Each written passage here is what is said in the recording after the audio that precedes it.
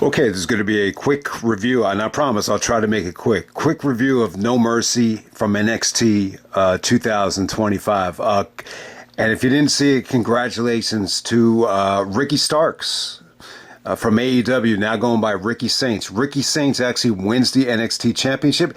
It was a little bit weird. You know, the way the match was going, it shocked the shit out of me, you know, the way he actually did win it.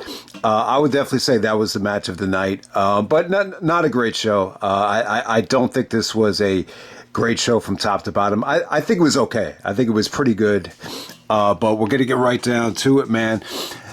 Also, some really, really big news. I almost forgot. We got Invasion coming back. For anybody that loved the Invasion or the pay-per-view itself, they're actually bringing the show back.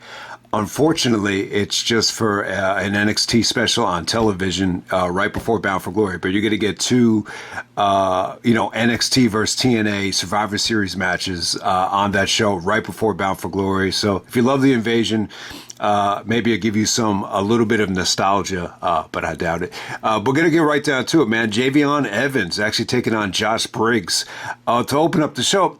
I got to say, I thought the last couple of minutes were really entertaining. I thought it was really good stuff, especially Josh Briggs, man. He got some height on those choke slams to Javon Evans. I mean, it was really, really fucking awesome.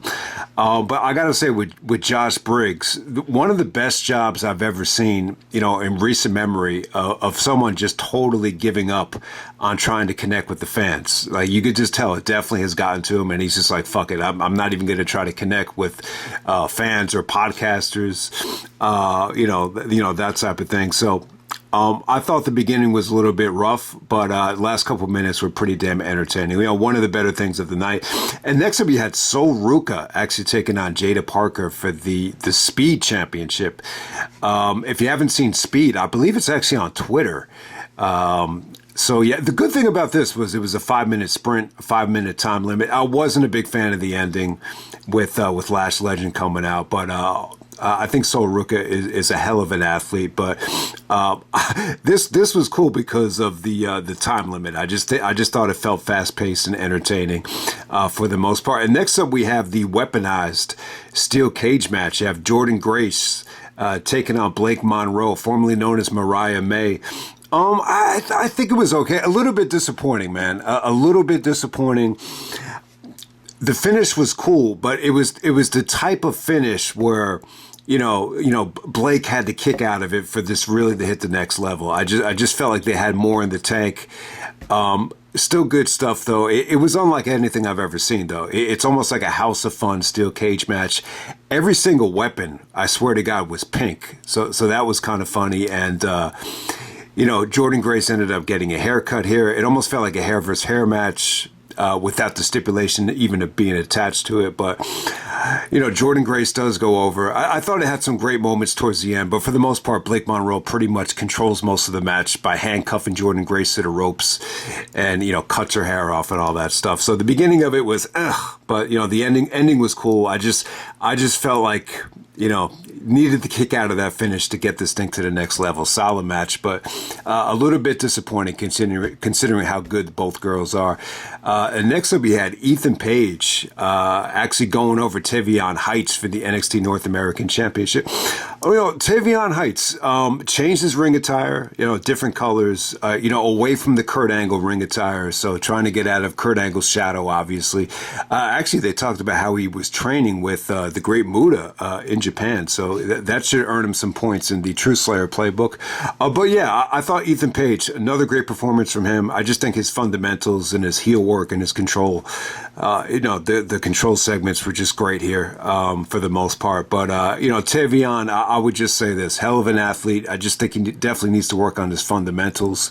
But yeah, I mean, it's a step in the right direction. I felt like he connected better here than at the last pay-per-view. Next up, you had Jayne actually taking on Lola Vice for the NXT Women's Championship. Oh, yeah, they got a lot of time. I mean, it was, I just thought this was boring in the beginning. I couldn't get into the beginning, so they definitely got a lot of time. I think the finishing stretch was excellent.